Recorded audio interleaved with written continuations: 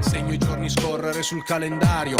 Va ora in onda Auto da Fè, un mondo senza testa, una testa senza mondo, un mondo in testa. Conoscevo come adesso ed ego non mi absolvo neanche quando mi confesso dei peccati che ho commesso. Un'auto da Fè. Ed eccoci di nuovo in onda con Auto da Fè del venerdì e con l'appuntamento che riprende dopo mia lunga assenza, non certo per colpa del professor Pezzani, con il professor Fabrizio Pezzani, professore emerito di economia, che è un piacere sempre avere con noi e che ringrazio per la sua disponibilità. Buongiorno a tutti. Buongiorno professore. Allora, tu hai scritto da ultimo, tra le varie cose, 2 articoli estremamente interessanti sulla questione del debito pubblico degli Stati Uniti, più in generale della spesa corrente e dei rischi della profezia di Sigmund Freud, che sarà il caso poi di citare prima di concludere la nostra conversazione. Però, naturalmente, non posso esimermi dal coinvolgerti sotto un profilo particolare, il tuo, quello di economista e di studioso dell'economia, circa il nuovo Papa statunitense, il quale ha preso il nome di Leone XIV. Tu hai ricordato brevemente in qualche nota che Leone XIII fu il pontefice che nel 1891, in un'epoca nella quale c'era già stato Carlo Marx, nascevano i movimenti operai e di sinistra, la rivoluzione industriale subiva le ultime sue evoluzioni prima del secolo del Novecento e prima delle grandi novità sociopolitiche, sindacali e via dicendo del secolo scorso. Insomma, Papa Leone XIII viene da tutti ricordato per essere colui che affronta la questione socio-economica con la sua enciclica, la Rerum Novarum, e diciamo consolida, anzi dà fondamento a quella che è la dottrina sociale della Chiesa, che poi non verrà più trascurata dai papi in nessun caso, fino a Giovanni Paolo II, ma ancora prima mi ricordo gli interventi di Pio XII stesso, che affrontò la questione socio-economica dando un contributo anche lui a trovare una terza via tra capitalismo e comunismo, no? Di fatto, nell'epoca in cui si dovevano affrontare anche delle ricostruzioni post seconda guerra mondiale, perché credo, professore, che l'economia sociale di mercato che innervò l'economia tedesca nel secondo dopoguerra qualcosa debba anche alla dottrina sociale della Chiesa, no? Faccio il nome di Wilhelm Röpke, grande economista cristiano e umanista più che economista, il quale appunto propugnava una visione dell'economia che non fosse né mercatista, quindi ipercapitalista, né comunista, quindi collettivista e totalitaria, bensì una terza via, appunto basata sul piccolo, sulla piccola impresa, sull'evitare i monopoli e gli oligopoli e sul favorire l'economia reale. Allora, Leone XIII è quello che dà il via a questa riflessione anche dentro quel grande organismo che è la Chiesa, no? Con la Rerum Novarum, e affronta la questione socio-economica. 100 anni dopo, tu lo hai ricordato, Giovanni Paolo II scrive la Centesimus Annus, giusto appunto, in ricordo della Rerum Novarum di Leone XIII. Tu eri nel comitato scientifico della fondazione che ha elaborato la Centesimus Annus, quindi come hai preso questa notizia delle elezioni di un Papa che sceglie come nome Leone XIV? Non vogliamo andare troppo indietro perché un mio carissimo amico, studioso ebreo e protagonista a suo tempo del dialogo interreligioso tra il rabbino Laras e il cardinal Martini a Milano, mi ha fatto notare che Leone Magno, il primo Leone, fu colui che promulgò, oppure più che promulgò, diede il via ai lavori del concilio di Calcedonia. Tantissimo tempo fa, un papa dottrinario, un papa teologo che però introdusse un cuneo fra la Chiesa di Roma e le chiese d'Oriente, che poi porterà a drammatiche evoluzioni, perché le chiese d'Oriente furono non difese dalla Chiesa di Roma quando per esempio arriviamo alle persecuzioni dei Copti, dei Greci del Ponto e infine al terribile genocidio degli Armeni che furono lasciati da soli. Questo ci porta da tutt'altra parte, ma assumere questo nome, mi faceva osservare l'amico giustamente, potrebbe voler dire che il Papa questa questione dell'anti-armenismo e quindi dell'anti-ebraismo la può sussumere da Leone Magno, ribaltando quello che Leone Magno consolidò col Concilio di Calcedonia, cioè chiedendo ammenda di tutti i secoli successivi. Sarebbe molto interessante e suggestiva. Però c'è anche Leone XIII e quindi entriamo nel pieno della dottrina sociale ed economica della Chiesa. L'ho fatta un po' lunga, però era il quadro di riferimento all'interno del quale mi piacerebbe proprio conoscere il tuo parere, la tua visione, professore.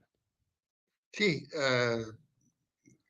la scelta del nome non è mai casuale, ma è sempre funzionale a che cosa rappresenta la scelta del nome. E quindi la scelta di Leone XIV richiama il ruolo di Leone XIII, come hai ricordato, e quindi il ruolo della enciclica Rerum Novarum, che ricordiamo venne fatta in un periodo molto particolare, che era il 1891. Quindi la Rerum Novarum parla della necessità di dare un ruolo al senso del lavoro, al ruolo del lavoro e soprattutto la necessità che i lavoratori abbiano un giusto stipendio, abbiano una giusta misura del loro lavoro, eccetera, e richiama alla necessità di un suffragio universale che ancora non c'era. Quindi la voce di Leone XIII è una voce molto forte per richiamare il senso della posizione dei lavoratori rispetto alle posizioni diciamo dittatoriali che c'erano Sì. allora, insomma, noi eravamo in piena rivoluzione industriale oramai affermata, e quindi si contrapponeva la posizione di una oligarchia di possidenti, di ricchi, rispetto a una democrazia, fra virgolette, non esistente.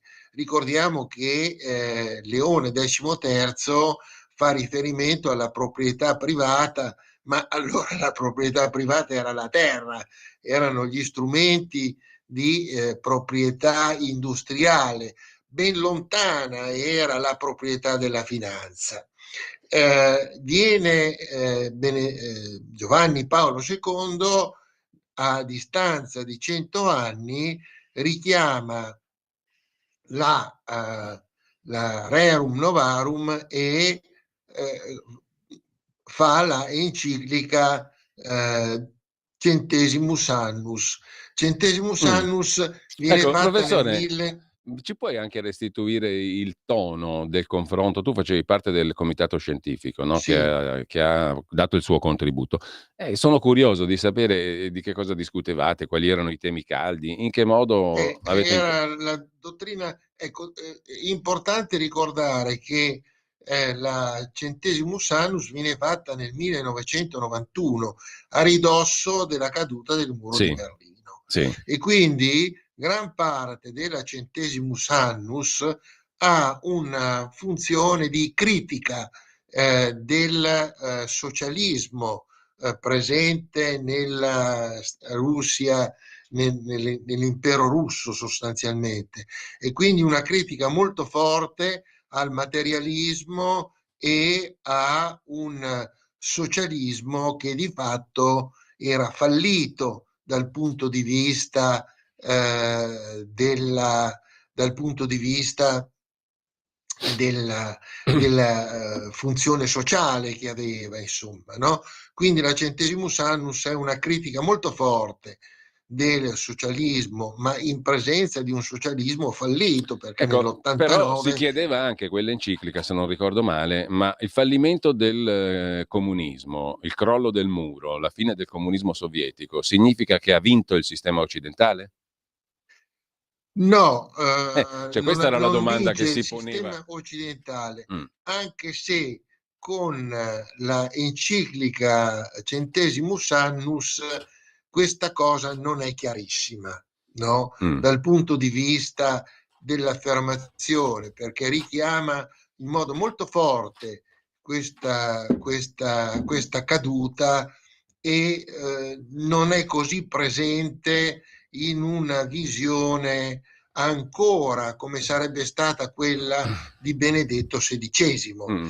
che prende c'è una continuità in tutti questi papi, no? Per cui Benedetto XVI è il primo dopo Giovanni Paolo II che affronta in modo diretto la finanziarizzazione dell'economia reale, il ruolo della finanza come strumento di dominio del mercato, che troverà in Papa Francesco, con Laudato Si, ritroverà il senso forte dell'attacco alla finanza, dell'attacco alla concentrazione di potere, dell'attacco a un oligopolio finanziario sopra gli stati.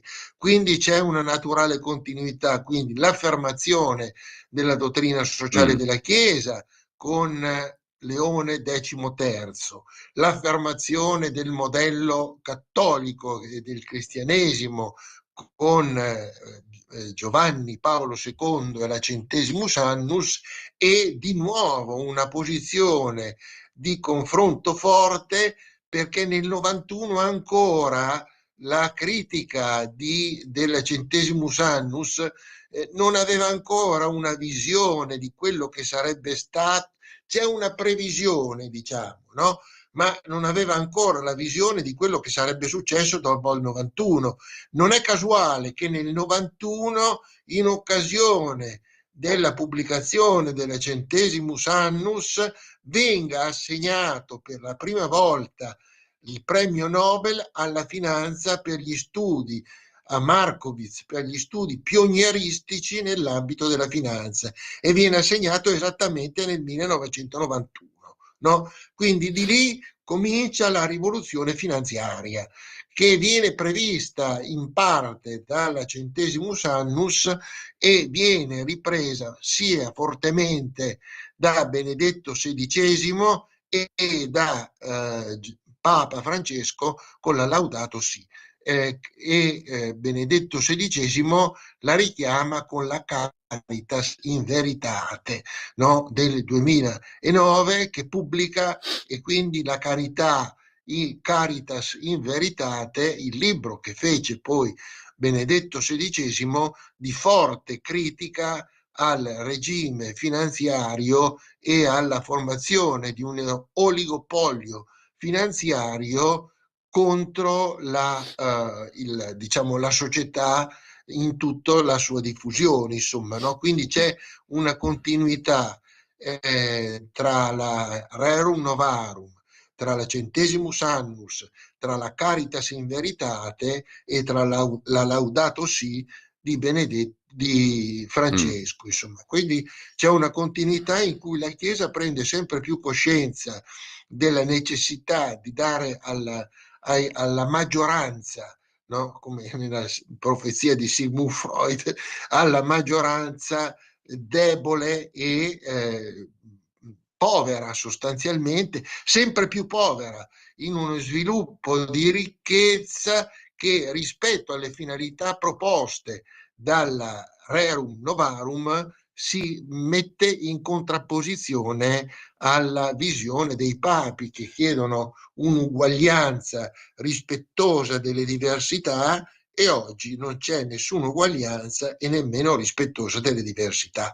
Questo è sostanzialmente il dramma sociale e, come dicevo, Leone XIV avrebbe potuto anche come continuità chiamarsi Giovanni Paolo III, ma sarebbe stata una dichiarazione un po' troppo sfidante, e quindi tutto sommato alle origini della dottrina sociale della Chiesa c'è soprattutto Leone XIII. Allora, e che sia statunitense a te dice qualcosa dal tuo punto di vista di studioso dell'economia, nel quadro del discorso che ci hai appena fatto? Ha un significato particolare o no? Ha un significato. Lui ha rappresentato, non dimentichiamo che lui ha fatto il missionario in Perù, e quindi per lungo tempo conosce i problemi dell'America del Sud, e certamente lui ha fatto parte del comitato episcopale del Sud America, non di quella americana perché era nel Perù, però ha una posizione, diciamo, una via di mezzo tra i progressisti e i conservatori. Io la vedo positivamente, perché questo rappresenterà per gli Stati Uniti uno stimolo molto forte. C'è questa apparente contrapposizione con Trump sugli emigranti, ma Trump in questo momento sta facendo una politica molto forte di riaffermazione della cristianità in una visione molto conservatrice, più vicina al cardinale Burke che ai progressisti sostanzialmente. E quindi credo che sia una spinta, un messaggio molto forte, no? Per gli Stati Uniti e per i cittadini americani, il vedere che hanno un papa cattolico, un papa cattolico cristiano.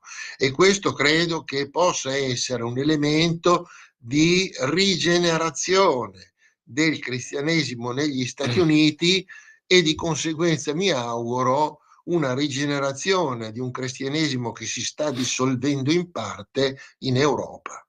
Allora, abbiamo pochi minuti. Io coinvolgerei ascoltatrici e ascoltatori, se lo desiderano, se vogliono intervenire, chiamando allo 02 92 94 7222 oppure al 340 67 09 659 per i messaggi WhatsApp, anche audio. Ripeto, per la diretta 02 92 94 7222. Per i messaggi WhatsApp 340 6709 659. Ce n'è uno da Loredana che scrive: anche il primo Papa che si troverà ad affrontare l'intelligenza artificiale, qualsiasi cosa significhi. Mentre un altro messaggio, un altro ascoltatore scrive: ne stanno dicendo di tutte in Telegram. Staremo a vedere se sarà agostiniano o bergogliano, parla di ponti come il suo predecessore. E qui esuliamo un po' anche dalla questione strettamente economica. Ecco, però ti chiedo una cosa ancora più di fondo, visto che tu hai fatto parte, come ricordavo, del Comitato Scientifico per la Centesimus Annus. Nel 91 io ho questa sensazione, chiedo a te se la condividi, se è così, cosa ne pensi, che ancora nel 91 la riflessione economico-politica aveva un peso, un'incidenza sulla realtà che mi sembra maggiore di quella di oggi. Oggi una centesimus annus inciderebbe molto meno nel dibattito pubblico, secondo me, ma non so come la pensi tu, perché mi pare che No, oggi funzionino molto di più slogan veloci, rapidi, bruciabili anche se vogliamo in poco tempo, però di forte impatto come dei petardi. Li vedi subito, fanno luce e poi chi se ne frega perché il giorno dopo ce n'è un altro, più o meno. Però abbiamo un ascoltatore, credo, e quindi privilegio a chi chiama naturalmente. Pronto? Sì, pronto, buongiorno, sono Gianpaolo Buongiorno. Bernasconi da Como. Buongiorno. Secondo me il professore ha ragione quando dice che è una scelta opportuna quella di aver fatto un papa statunitense ed è una mossa geopolitica secondo me anche di lungo periodo anche contro Vladimir Putin. Comunque questo papa è un ottimo papa sia per quello che ha detto sia per il curriculum vita che può vantare. Quindi speriamo in bene. Grazie, buongiorno. Grazie a lei. Allora ti lascio la parola subito perché abbiamo i due messaggi precedenti, l'ascoltatore e il quesito che ti ponevo sull'incidenza o meno di queste prese di posizione teoriche e riflessione economico-sociale e politica. sì, è certamente così, cioè la Centesimus Annus celebra sostanzialmente un passaggio epocale che il politologo Francis Fukuyama scrisse alla fine della storia, no? Non capendo che la storia non finisce mai, ma si ripete. E quindi il 91 è stato un anno di celebrazione della cultura, fra virgolette, occidentale. Ma la cultura occidentale, ricordiamo che Giovanni Paolo II aveva un grande seguito tra i giovani, lui inaugurò la giornata della gioventù e che venne seguita per tanti anni in tanti posti del mondo dove lui andò a celebrarla. E quindi nel 91 ci fu l'affermazione del modello culturale occidentale rispetto alla caduta del marxismo. Era una visione storica legata a un momento molto particolare, ma i cambiamenti che sarebbero venuti a partire dal 91, e ripeto, il primo segnale forte fu l'assegnazione del premio Nobel alla finanza nel 91 per le ricerche sperimentali sulla finanza, e quindi il Papa Wojtyła non aveva ancora, e nessuno aveva capito, no, la verità è questa, nessuno aveva capito la rivoluzione finanziaria che ci sarebbe stata a partire dal 91 e che sarebbe esplosa nel nuovo secolo, dando vita a una serie infinita di bolle e vita a un modello economico che sostanzialmente diventa un modello finanziario, quindi una finanza che governa il mondo e che come conseguenza ha affermato un modello culturale estremamente materialista in cui ognuno ricerca il proprio benessere personale, la massimizzazione del risultato personale a scapito del bene comune, e quindi il bene comune viene dimenticato a favore di interessi personali, di interessi di potere particolare, e quindi si è venuta a creare una disomogeneità molto forte nel mondo tra un potere finanziario nelle mani di pochi e una povertà diffusa nei confronti di tutti gli altri.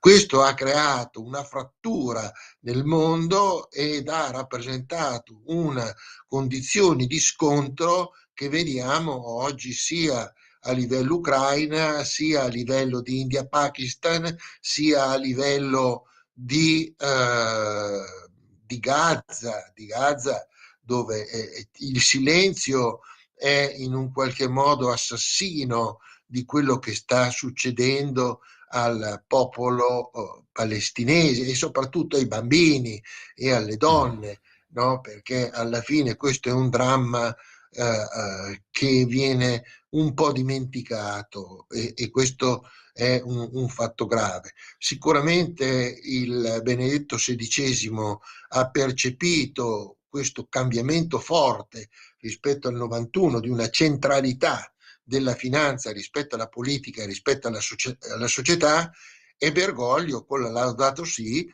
ha fatto un'enciclica in cui richiamava chiaramente la necessità di ritornare a perseguire il bene comune, e lui ha, Allora, come dire... professore, ti devo fermare solo perché sono le 10:57 e ci hanno raggiunto anche altri due messaggi che volevo girarti. Uno di Stefano per iscritto, l'altro è un audio. Stefano, ho una domanda per il professore. Recentemente mi sono ritrovato a leggere tra gli altri Olivetti e Mattei. Secondo me Olivetti è l'impresa, prima dei rottamatori Prodi e De Benedetti. Che fosse privata o di Stato, l'impresa rispondeva al dualismo tra liberalismo e socialismo. Olivetti pensava che anche tra azienda e dipendente ci fosse un rapporto di debito-credito, che le aziende potevano soddisfarlo anche con opere sociali. Il socialismo diventa moneta oltre al salario per accaparrarsi le maestranze. Secondo lei, professore, chiede Stefano, l'Italia è stata una mancata culla di ciò di cui si parlava nell'enciclica di Leone XIII e nell'ordo liberismo? Questo è il domandone di Stefano, mentre c'è anche un audio, un messaggio di un altro ascoltatore. Te lo giro quando l'avrò scaricato perché non riesco a scaricarlo e lo comunico a Paolo che ce l'ha mandato. Intanto ti lascio con questo quesito di Stefano. E c'è... Ah, ok, Sì, ce lo fa ascoltare la regia così lo ascoltiamo subito il messaggio di Paolo e poi ti lascio veramente un minuto per concludere. Farti i complimenti per quello che state facendo.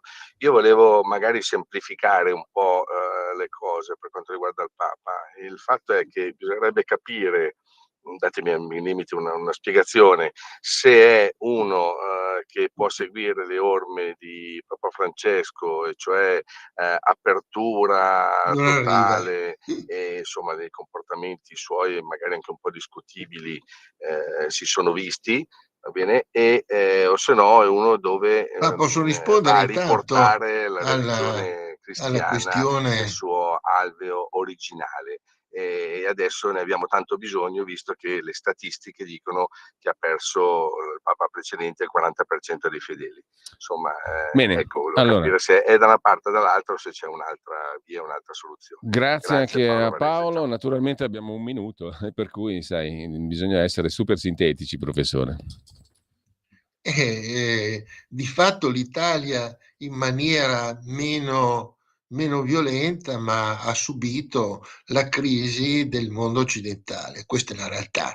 Noi siamo arrivati alla fine di una storia, alla fine di un periodo storico, la crisi del nostro tempo è una crisi culturale, una crisi sociale. Un modello socioculturale che si è affermato nell'Occidente è un modello sostanzialmente contro la visione spirituale, contro il bene comune, e c'è una perdita, e questo si vede anche nel potere, fra virgolette, molto diminuito delle negoziazioni sindacali, la difficoltà di un'opposizione che non riesce a ritornare ai valori, fra virgolette, di quello che era stato il loro ispiratore, Berlinguer, e quindi non abbiamo una visione, fra virgolette, di un'opposizione che dovrebbe cavalcare il rispetto, come dicono tutte queste encicliche che abbiamo ricordato, il rispetto dei lavoratori e la dignità della persona nel rispetto di un'uguaglianza che sembra essersi persa. Abbiamo una concentrazione di potere e di ricchezza che non ha precedenti nella storia, e abbiamo una povertà estremamente diffusa. Accanto a questo, quindi, se noi pensiamo alle promesse e alle visioni che avevamo all'inizio del nuovo secolo, queste visioni di un secolo che sarebbe stato il secolo dell'uguaglianza e della libertà si è rivelato esattamente opposto a quelle speranze che ci avevano aperto il cuore all'inizio del secolo. Allora, ci salutiamo qua con Dago Spia che scrive in prima pagina oggi, nel suo stile naturalmente: complotto. Donald Trump ha donato 14 milioni di dollari al Vaticano. Voleva influenzare il conclave? Tirare la volata al candidato americano? L'assegno staccato in occasione del funerale di Papa Francesco. Coincidenza con l'elezione del primo pontefice nordamericano. Un po' di gossip per abbassare il livello della nostra conversazione. Comunque, grazie al professor Fabrizio Pezzani, grazie a tutti. Grazie a voi. Buona fine settimana. Buon fine settimana a tutti. Avete ascoltato Auto